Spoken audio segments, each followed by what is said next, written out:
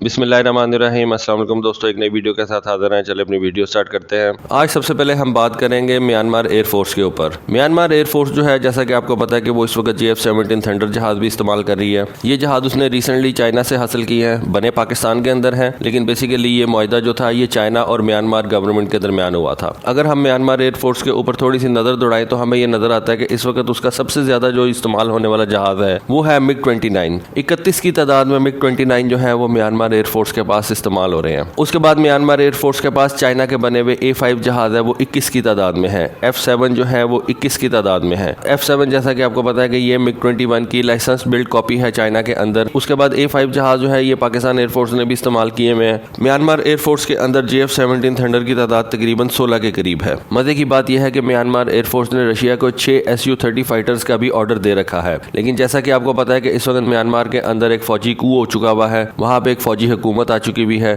जिसकी वजह से ये समझा जा रहा था कि शायद दुनिया के मुख्तलिफ ममालिक जो है वो म्यांमार के साथ अपने ताल्लुकात को तोड़ लेंगे और इन Su-30 जहाज़ों की जो डिलीवरी है म्यांमार एयरफोर्स को वो डिले हो जाएगी। लेकिन रशिया की तरफ से एक स्टेटमेंट आई है और उन्होंने कहा कि ये जो Su-30 जहाज हमने म्यांमार एयरफोर्स को फराहम करने थे, इनकी डिलीवरी जो है ये टाइम के ऊपर होगी और रशिया जो है वो अपनी ऑब्लिगेशन पूरी करेगा। म्यांमार जो है वो इस वक्त अपनी एयरफोर्स को जो है वो थोड़ा सा मॉडर्नाइज कर रहा है। देखिए, अगर म्यांमार MiG-29 से Su-30 के ऊपर जाता है तो ये उनके लिए एक बड़ा जंप है। F7 या A5 जहाजों से वो सीधा GF-17 थंडर पे जाता है। ऑल्दो के कम तादाद उसने परचेज की है, लेकिन ये उसके लिए एक बड़ा जंप है। तो इस वक्त समझा यही जा रहा है कि म्यांमार जो है वो अपनी एयरफोर्स को मॉडर्नाइज कर रहा है और वो पहले से बड़े और जदीद तैयारे जो है वो उनको अपनी एयरफोर्स के अंदर इंडक्ट कर रहा है। शुरू के अंदर पहले वो थोड़ी तादाद के अंदर इन जहाजों को इंडक्ट करेगा, लेकिन हो सकता है कि आने वाले दिनों के अंदर वो और ज्यादा ऑर्डर्स जो है वो इन जहाजों के प्लेस करे। इससे मेरी इस थ्योरी को भी तकवीयत मिलती है कि जिसमें मैं आपको ये बताता हूँ कि ये जो सिंगल इंजन जहाज है इनको अब ये GF-17 थंडर ने रिप्लेस करना है। ये जितने भी ममालिक हैं जो इस वक्त F7 या MiG-21 जहाज़ों को इस्तेमाल कर रहे हैं, अल्टीमेटली उन्होंने जो है ये GF-17 थंडर या दुनिया का कोई और सिंगल इंजन जहाज जो है, जो कि नया सिंगल इंजन जहाज है, उसको अब लोग परचेज करेंगे। और इसी वजह से जो है ये रशिया ने अपना चेकमेट जहाज जो है उसको इंट्रोड्यूस करवाया और बहुत से ममालिक जो इस वक्त सिंगल इंजन जहाज अपने मुल्कों के अंदर बना रहे हैं वो बहुत ज्यादा जो है अग्रेसिव हो गए हैं इनकी मार्केटिंग के अंदर। पिछले दिनों एक खबर आई थी जिसमें यह बताया गया था कि रशिया ने यूरोपियन स्पेस एजेंसी की एक सैटेलाइट थी उसको उन्होंने जैम कर दिया। बेसिकली रशिया ने क्या किया कि उन्होंने ground based electronic warfare system जो है उसको इस्तेमाल किया और इस ground based electronic warfare system के जरिए से रशिया ने सेंटिनल-1 सैटेलाइट जो है उसको उन्होंने जैम कर दिया था। और ये रशिया ने क्यों किया? बेसिकली एनालिस्ट का कहना यह है कि ये जो सेंटिनल-1 सैटेलाइट थी यूरोपियन स्पेस एजेंसी की, ये रशिया के सदर्न रीजन और यूक्रेन के ऊपर जो है स्पाई कर रही थी, यानी कि रशिया के कुछ सदर्न हिस्से को और कुछ यूक्रेन के हिस्से को ये वाली सैटेलाइट जो थी ये उसके ऊपर नजर रखे हुए थी और ये रशिया के लिए एक थ्रेट थी, जिसकी वजह से रशिया ने जो है इस सैटेलाइट को जैम कर दिया अपने इलेक्ट्रॉनिक वॉरफेयर सिस्टम को इस्तेमाल करते हुए। बेसिकली अमेरिका का जो इस वक्त टॉप जनरल है उसने ये कहा है कि अगर हमने जंग जीतनी है आने वाले दिनों के अंदर तो उसके लिए हमें ना सिर्फ एयरफोर्स, नेवी और आर्मी के ऊपर तवज्जो देनी पड़ेगी, बल्कि इसके साथ साथ हमको स्पेस और साइबर स्पेस के अंदर भी जो है वो बहुत ज्यादा काम करना पड़ेगा। क्योंकि देखिए, एक जहाज का मुकाबला तो आप दूसरे जहाज से कर सकते हैं या एक सरफेस टू एयर मिसाइल से कर सकते हैं, एक नेवी शिप का मुकाबला तो आप एक टॉर्पीडो के साथ कर सकते हैं या उसके ऊपर एंटी शिप क्रूज मिसाइल मार सकते हैं, लेकिन जहां पे सैटेलाइट्स की बात आ जाती है और इंफॉर्मेशन की बात आ जाती है तो ऐसी चीजों का मुकाबला करने के लिए आपको नए और जदीद हथियारों का सहारा लेना पड़ेगा। और जिस तरह से इस खबर के अंदर साबित होता है कि इस यूरोपियन सैटेलाइट ने रशिया के ऊपर नजर रखी हुई थी,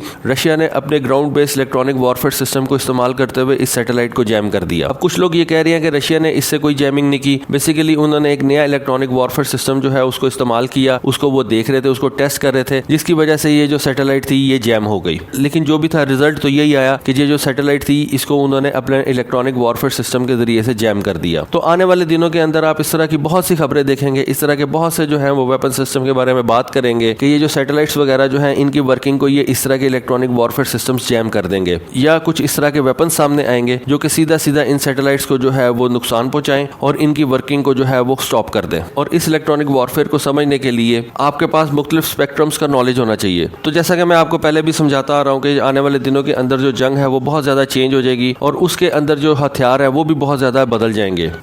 अगली खबर जो है वो सैब ग्रिपन के हवाले से है। जैसा कि आपको पता है कि अमेरिकन एयरफोर्स ने अपने पायलट्स को ट्रेन करने के लिए एक नया जहाज जो है उसका इंतखाब किया है। ये जहाज जो है इसका नाम है T-7A रेड हॉक। इस जहाज को बोइंग और स्वीडन की सैब कंपनी जो है वो मिलकर तैयार कर रही है। ऑल्दो अमेरिकन एयरफोर्स ने इस जहाज को परचेज तो कर लिया, इस जहाज को सिलेक्ट तो कर लिया, लेकिन जब इस जहाज की कुछ एडवांस टेस्टिंग हो रही थी तो उस टेस्टिंग के दौरान इस जहाज के विंग्स के अंदर थोड़ा सा मसला नजर आया। ये कोई स्ट्रक्चरल मसला नहीं था, बेसिकली एक चीज होती है विंग रॉक। इस जहाज को विंग रॉक का सामना था। खैर ये एक टेक्निकल टर्म है। अभी हम सिर्फ ये बात करेंगे कि स्वीडन ने इस जहाज के 2 एयरफ्रेम जो हैं, जो कि हिस्सा स्वीडन की कंपनी सैब ने बनाना था, उसने वो 2 एयरफ्रेम्स जो हैं वो उसने अब बोइंग के हवाले कर दिए हैं। स्वीडन की तरफ से ये हिस्सा अमेरिका को फराहम करने के बाद बोइंग की कंपनी जो है इस जहाज को मुकम्मल करेगी और इस जहाज के ऊपर वो ग्राउंड टेस्टिंग स्टार्ट कर देंगे। एक जहाज वो ऐसा बनाएंगे जिसके ऊपर वो ग्राउंड टेस्टिंग स्टार्ट करेंगे और एक जहाज वो ऐसा बनाएंगे जिसको वो हवा के अंदर लेके जाएंगे। इस जहाज की प्रोडक्शन के बारे में बहुत ज्यादा बातें की जा रही हैं और इस जहाज की प्रोडक्शन के हवाले से ये कहा जा रहा है कि सैब और बोइंग कंपनी ने इस जहाज की प्रोडक्शन के लिए जो है वो बहुत ज्यादा एडवांस टेक्नोलॉजीज को इस्तेमाल किया है, क्योंकि इस जहाज को 2 कंपनीज या 2 मुल्क मिलकर बना रहे हैं, तो जिसकी वजह से ये समझा जा रहा था कि इसके अंदर बहुत से मसले मसाइल होंगे। लेकिन जब इसके प्रोटोटाइप को तैयार किया जा रहा था तो सैब का बनाया हुआ हिस्सा और बोइंग कंपनी का बनाया हुआ हिस्सा इस जहाज को जो था, उन्होंने उसको 30 मिनट के अंदर जो है वो स्प्लाइस किया और 30 मिनट के अंदर इन दोनों कंपनीज के हिस्सों को जो है आपस में जोड़ दिया गया। कंपनीज का कहना यह है कि ये जो टेक्निक हम इस वक्त इसकी प्रोडक्शन में इस्तेमाल कर रहे हैं, ये इस वक्त दुनिया के अंदर लेटेस्ट टेक्निक है। किसी भी जहाज को बनाने के लिए जो प्रोडक्शन लाइन इस्तेमाल की जाती है, इसकी प्रोडक्शन लाइन के लिए हम सबसे ज्यादा जो लेटेस्ट टेक्नोलॉजी है उसको इस्तेमाल किया जा रहा है, जिसकी वजह से ऑल्दो 2 कंपनी अलहदा से मिलकर इस जहाज को बना रही हैं, लेकिन उनको कोई ऐसी प्रॉब्लम पेश नहीं आएगी और ये जहाज के मुख्तलिफ हिस्से जो है आप 30 मिनट्स के अंदर उनको आप जोड़ सकते हैं। ये एक बहुत बड़ी अचीवमेंट है। जहाज का एक हिस्सा होता है एफ्ट सेक्शन, उसको सैब कंपनी बना रही है। उसके बाद इस जहाज के विंग्स, फिन्स और टेल असेंबली जो है वो बोइंग करेगी और सैब के बनाए हुए हिस्से के साथ वो विंग्स लगाएंगे, फिन्स लगाएंगे और उसके बाद टेल सेक्शन को जोड़ेंगे और उसके बाद इस तरह से इस जहाज को वो कंप्लीट करेंगे। जो हिस्सा सैब कंपनी बना रही है उसके अंदर इस जहाज का फ्यूल होगा, इसका सेकेंडरी पावर सिस्टम होगा और इस जहाज का हाइड्रोलिक सिस्टम होगा। ये एक बहुत बड़ा कॉन्ट्रैक्ट है और अमेरिकन एयरफोर्स ने अपने फ्यूचर पायलट्स की ट्रेनिंग के लिए इस जहाज को चूज किया है, जिसकी वजह से ये समझा जा रहा है कि ये एक बहुत बड़ा कॉन्ट्रैक्ट है और बोइंग और सैब कंपनी को ये बहुत ज्यादा आगे लेके जाएगा। अगली खबर जो है वो रशिया के चेकमेट फाइटर जेट के हवाले से है। इस वक्त इस जहाज के ऊपर बहुत ज्यादा बातचीत हो रही है। इस जहाज के बारे में कहा जा रहा है कि इसकी फर्स्ट फ्लाइट जो है वो 2023 के अंदर होगी। इस जहाज की सीरियल प्रोडक्शन जो है वो अगले 15 साल के अंदर स्टार्ट कर दी जाएगी और रशिया के बारे में ये समझा जा रहा है कि वो तकरीबन 300 चेकमेट जहाज जो है उनको अपनी एयरफोर्स के अंदर इंडक्ट करेगा। जैसा कि आपको पता है कि इस वक्त रशिया के अंदर मैक 2021 एयर शो चल रहा है और व्लादिमीर पुतिन ने इस एयर शो को विजिट किया और इस जहाज का उन्होंने मुआयना किया। रशिया को इस जहाज से बहुत ज्यादा उम्मीदें वाबस्ता है और समझा यही जा रहा है कि रशिया ने इस जहाज को एक्सपोर्ट पर्पस के लिए जो है वो बनाया है। जैसा कि मैं आपको अपनी पिछली वीडियोस में भी यही बता चुका हूं कि सिंगल इंजन जहाज बनाने का रशिया का और कोई मकसद नहीं था, सिर्फ उसने एक 5th जनरेशन सिंगल इंजन जहाज जो है उसको मार्केट के अंदर लेके आना था और उसकी प्राइस कम करके उसने इन सिंगल इंजन जहाजों की मार्केट को जो है वो कैप्चर करना है। जब से ये जहाज दुनिया के सामने आया तो इसके डिजाइन के बारे में बहुत ज्यादा बातें शुरू हो गई। लोगों ने कुछ ऐसी पुरानी तस्वीरें और कुछ जहाजों के मॉडल्स जो है उनकी तस्वीरें इंटरनेट के ऊपर दी कि ये चेकमेट जहाज जो है इसका डिजाइन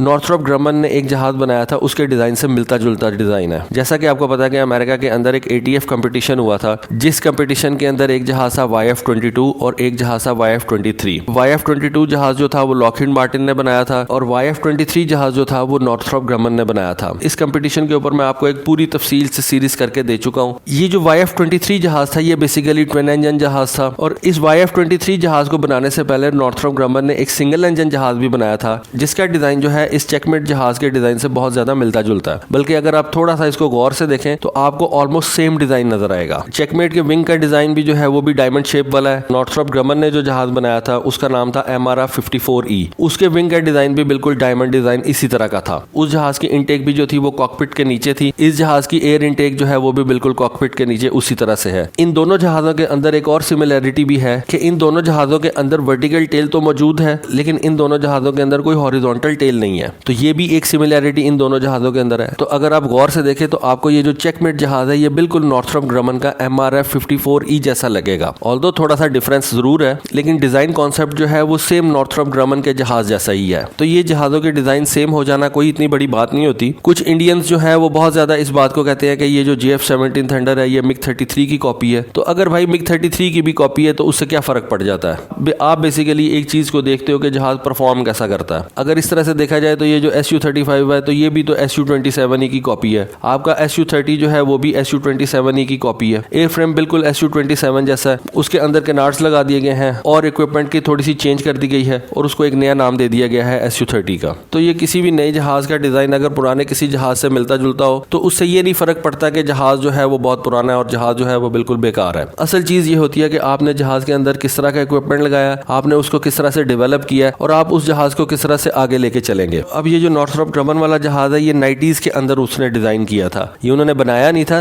ये बिल्कुल सेम वैसा ही सिंगल इंजन जहाज है। तो क्या आप ये कह सकते हैं ये चेकमेट का मुकाबला कर सकता है? चेकमेट एक नई टेक्नोलॉजी से बनाया गया जहाज है, डिजाइन ऑलमोस्ट सेम हो सकता है। इस तरह जो आपका B2 जहाज है वो भी B49 जहाज की तरह का ही है। तो उसके बारे में आपका क्या कहना होगा? B2 एक नई टेक्नोलॉजी से बनाया हुआ जहाज है, ऑल्दो डिजाइन सेम है, वही फ्लाइंग विंग डिजाइन है, लेकिन उसके अंदर जो चीजें लगाई गई हैं वो बिल्कुल नई है। डिजाइन सेम होने से कोई जहाज बुरा नहीं हो जाता। तो ये छोटी सी एक इन्फॉर्मेशन मेरे सामने से गुजरी थी, सोचा आपके साथ शेयर करूं। काफी दिनों बाद वीडियो बना रहा हूं, होपफुली आपको पसंद आई होगी। आज के लिए बस इतना ही। Thank you, Allah Hafiz.